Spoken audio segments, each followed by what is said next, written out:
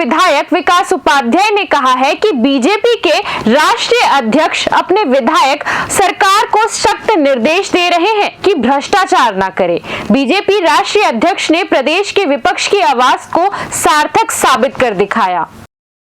कांग्रेस के पूर्व विधायक विकास उपाध्याय ने एक बड़ा आरोप लगाते हुए कहा है कि बीजेपी के विधायक मंत्रिमंडल आज पूरे प्रदेश में वसूली अभियान में लगे हुए हैं, चाहे रेड घाट हो या अन्य खनिज संसाधन।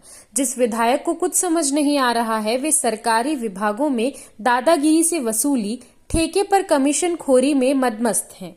विधानसभा में भी देखा जा सकता है कैसे बीजेपी विधायक विपक्ष की तरह अपनी सरकार के काले कारनामों को उजागर करती है।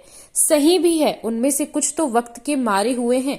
वे विधानसभा ही नहीं बल्कि आम तौर पर भी अपनी सरकार के भ्रष्टाचार तथा 19 महीने की कार्य योजनाओं पर सवाल उठाते हैं।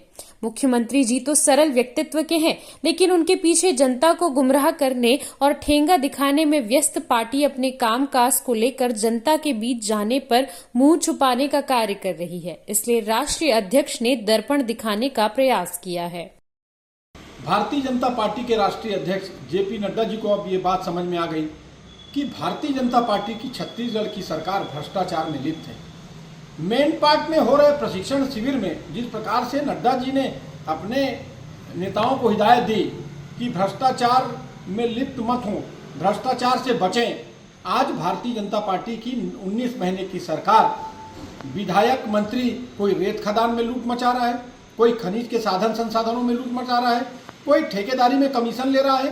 भारतीय जनता पार्टी का हर नेता, हर जनप्रतिनिधि सिर्फ कैसे वसूली किया जाए, कैसे छत्तीसगढ़ सरकार के हर काम में कमीशन खोरी करने का काम किया जाए, उसकी अलग अलग तरीके से प्लानिंग कर रहा हो। इस बात को भारतीय जनता पार्टी के आला नेता भी जान चुके हैं। इसलिए आज मेन पार्ट के प्रशिक्षण शिविर में जिस प्रकार से नड्डा जी ने हिदायत दी है, वो अपने आप में भारतीय जनता पार्टी की सच्चाई की पोल खोलता है।